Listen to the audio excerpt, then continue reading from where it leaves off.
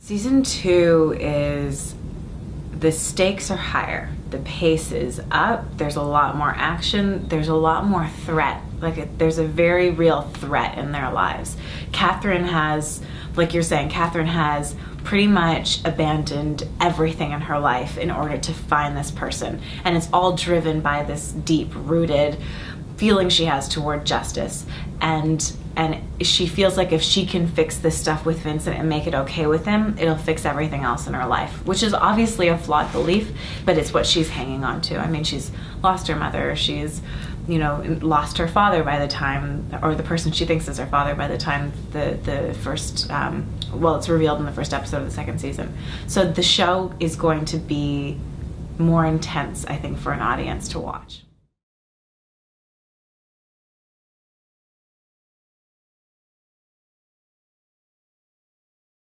I think that, you know, my understanding of Catherine in the beginning was probably more shallow than it is now. Catherine's a very interesting woman who's gone through a lot in her life, and although she is strong, her strength comes from a lot of flaws, and so the reason that she fights is because she has such a strong belief in right and wrong.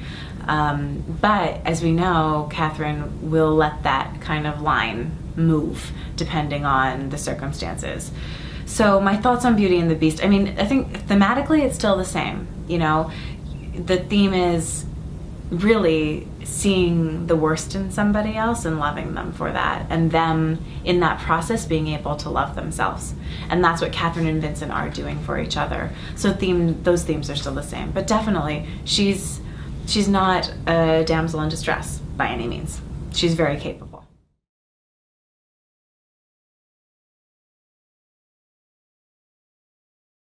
Well, I'm lucky in that I have good genetics.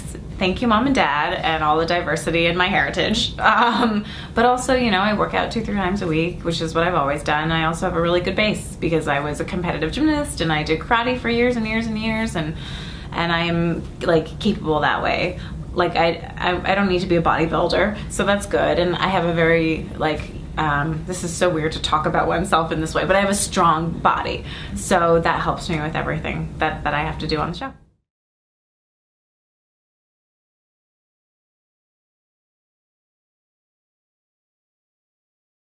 You know, I do think about it, and honestly, it starts with a script, right? And am I drawn to a script?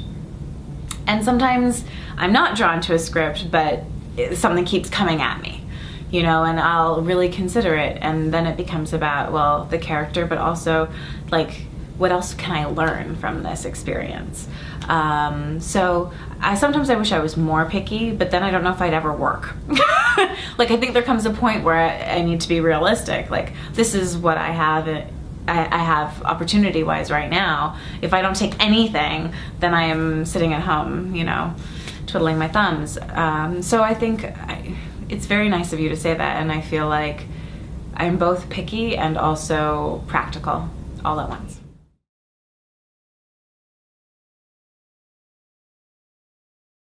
I honestly, when I look at everybody that I admire, they work so hard, and they keep putting stuff out there. And I think in this day and age, we're lucky. Like, we have so many ways to put our work into the world. But keep making stuff is my whole thing. Like, just make stuff. Make whatever you need to make, and just keep doing it. If you have an idea, like, create it. Push, push, push. And I think also continue to learn. I feel like there's this kind of taking things in and then moving them out. And there's a process of learning that I think every artist can do. Take in as much as you can about the world, and then just share your experience of that, and work hard. I think effort is so important.